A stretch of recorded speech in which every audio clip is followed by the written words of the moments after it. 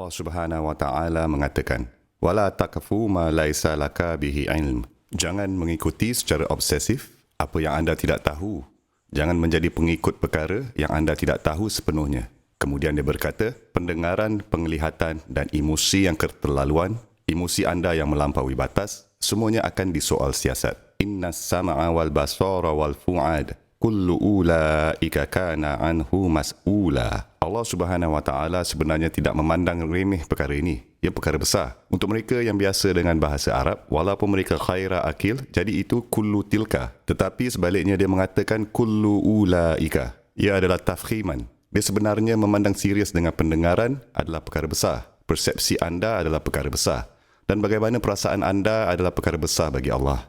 Dan bukan perkara remeh. Dan dia menjadikan kesemua itu sebagai perkara-perkara besar dengan menyatakan mereka kullu ulaika kana anhu mas'ula. Oleh itu, Allah Subhanahu wa taala mengatakan bahawa ini adalah perkara yang sangat-sangat penting yang akan mengubah pandangan dunia anda pada dasarnya. Dan bagaimana anda akan berakhir di hadapan Allah. Bahagian permulaan, jangan ikut perkara yang anda tidak tahu. Ada beberapa perkara mudah saya ingin berkongsi dengan anda mengenai perkara itu. Selain pendedahan kita kepada Al-Quran, sudah tentu dari segi agama kita tidak mengikuti apa-apa dalam agama melainkan kita tahu mengenainya sendiri. Kecuali kita boleh katakan dengan yakin ini sebenarnya berasal dari firman Allah sendiri atau itu datang dari kata-kata Nabi SAW. Masalahnya, hanya kerana ada sesuatu di dalam Al-Quran dan anda mendengarnya di sana sini, anda mendengarnya seseorang berkata, ayat ni ada dalam Al-Quran, inilah yang dikatakannya. Seringkali apa yang kita buat sekarang apabila kita mengadakan perbincangan antara satu sama lain, realiti yang menyedihkannya adalah sebahagian besar daripada kita, termasuk saya, tidak mempunyai cukup pengetahuan. Kita tak tahu banyak.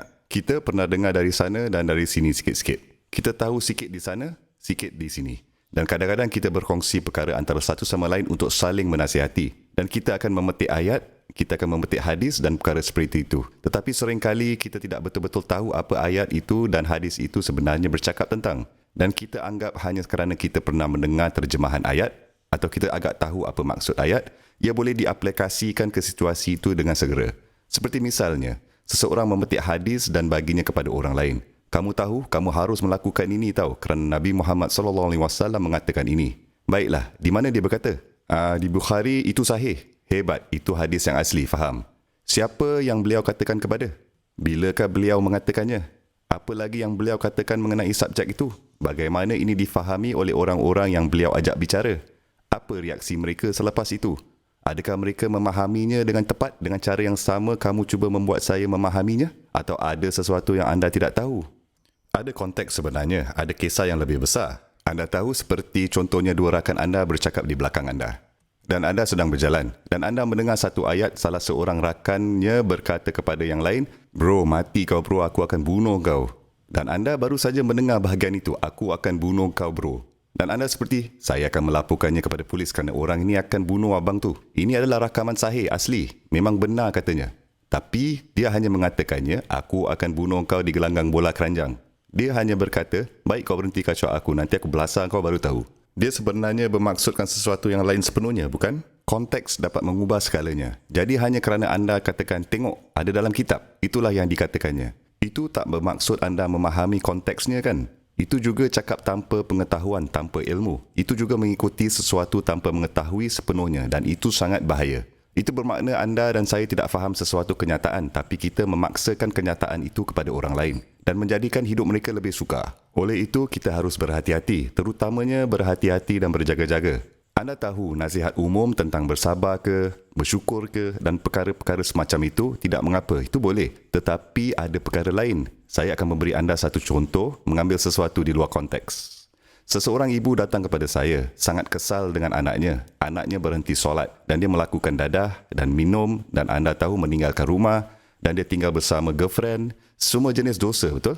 Jadi, dan dia seorang wanita yang soleh dan beragama. Dan akibat daripada itu, dia trauma selalu menasihati anaknya sehingga dia menyerah.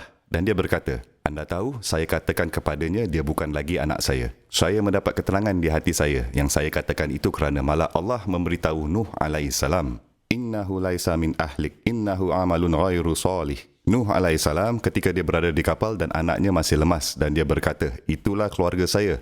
Allah berfirman kepadanya, "Itu bukan keluarga kamu. Dia tidak baik pada dasarnya." Jadi perempuan ini berkata, ya baiklah, anakku tidak baik. Jadi saya dapat mengatakan apa yang Nuh alaihissalam katakan. Anda ni seperti ibu saya sendiri. Duduk sebentar, relax. Sudahkah kamu berkhutbah kepada anakmu selama 950 tahun? Dan adakah Allah menurunkan wahyu bagi lesen untuk mengatakan bahawa dia bukan lagi anak anda? Adakah dia melakukan itu? Berapa lama anda menghadapi masalah ini? Selama 9 bulan terakhir kot. Oh okey, kalau gitu anda mempunyai lagi 949 tahun lagi sebelum anda dapat memetik ayat Nuh alaihissalam. Sabar makcik, dia masih anakmu. Anda harus bersabar dan membuat doa untuknya. Ia sangat mengecewakan tetapi anda tidak boleh melakukan seperti itu. Anda tidak boleh memetik ayat dari Al-Quran dan menampar orang dan berkata aku give up. Tak boleh, itu jenayah. Dan itulah wala takfu ma laisa laka bihi ilm. Dan juga ingatkan kata-kata ini lagi.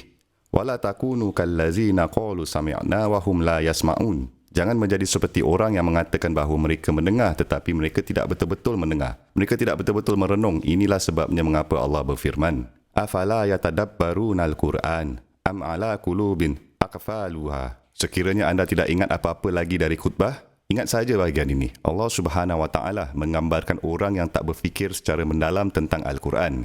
Mengapa mereka tidak memikirkan Al-Quran secara mendalam? Dia berkata kerana mereka meletakkan kunci di hati mereka. Kunci mereka sendiri. Aqfaluha. Kunci mereka sendiri diletakkan di hati mereka. Sekarang apa maksudnya? Ini bermakna anda mempunyai berat sebelah, bias. Saya mempunyai bias, berat sebelah. Ada beberapa perkara yang boleh menakutkan saya, ada beberapa perkara yang membuat saya benar-benar marah, ada beberapa perkara yang sangat ingin saya kenakan kepada anak saya atau anak perempuan saya atau pasangan saya atau ibu bapa saya walaupun. Saya ingin berdebat dengan mereka dan saya ingin membuktikan bahawa saya yang betul. Hati saya sudah terkunci, bahawa saya akan membuktikan mereka salah. Maka saya akan datang kepada firman Allah dan cari ayat-ayat, cari hadis Nabi SAW. Jadi saya boleh memetiknya dan baling ke wajah mereka. Jadi saya boleh memenangi hujah mereka dan minta mereka melakukan perkara yang saya mahu mereka lakukan. Saya bukannya datang ke buku Allah untuk mencari keredaan Allah, tapi saya mahu datang untuk mencari senjata yang boleh saya gunakan dalam perang kata-kata saya. Itu juga maksud kunci hati. Itu juga kejahatan terhadap Allah. Hanya kerana seseorang memetik ayat dari Al-Quran atau kata-kata utusan kesayangan kita SAW, tidak bermaksudnya mereka ni semua tidak melakukan jenayah. Ini juga dikatakan sebagai wala takfu ma laisa laka bihi ilm. Inilah sebabnya mengapa Allah Subhanahu Wa Taala berfirman, emosi anda juga akan disoal siasat. Wal fuada kullu ulaika kana anhu mas'ula. Mungkin kerana kemarahan anda mula menggunakan agama, kata-kata suci Allah untuk tujuan kepentingan kamu sendiri.